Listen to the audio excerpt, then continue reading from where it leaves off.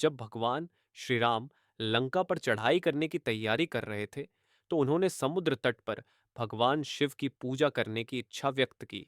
इसके लिए उन्होंने एक शिवलिंग स्थापित करने का निश्चय किया।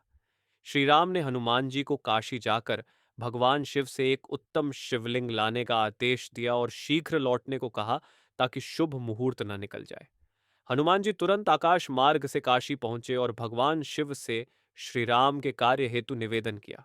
भगवान शिव ने उन्हें एक शिवलिंग प्रदान किया। इस कार्य को शीघ्रता से पूर्ण करने पर हनुमान जी को अपनी गति और शक्ति पर थोड़ा गर्व अनुभव हुआ। इधर जब हनुमान जी को लौटने में विलंब हुआ और पूजा का मुहूर्त बीतने लगा, तो श्री राम ने समुद्र की बालू से एक शिवलिंग बनाकर उसकी स्थापना कर दी। कुछ ही समय में हनुमान जी शिवलिंग लेकर वहां पहुंचे और श्री राम द्वारा पहले से ही शिवलिंग स्थापित देख व्यथित हुए।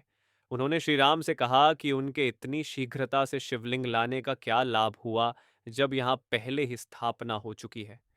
श्री राम ने हनुमान जी की भावनाओं को समझते हुए कहा कि यदि वे चाहें तो उनके द्वारा स्थापित बालू के लिंग को उखाड़कर अपना लाया हुआ शिवलिंग स्थापित कर सकते हैं।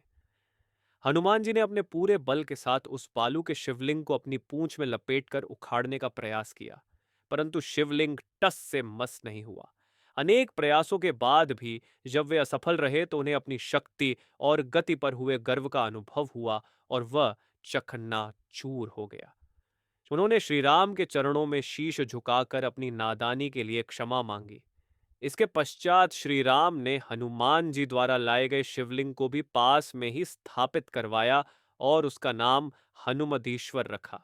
उन्होंने यह भी कहा कि उनके द्वारा स्थापित मुख्य शिवलिंग रामेश्वर की पूजा से पहले हनुमान जी द्वारा लाए गए शिवलिंग हनुमदीश्वर की पूजा की जाएगी।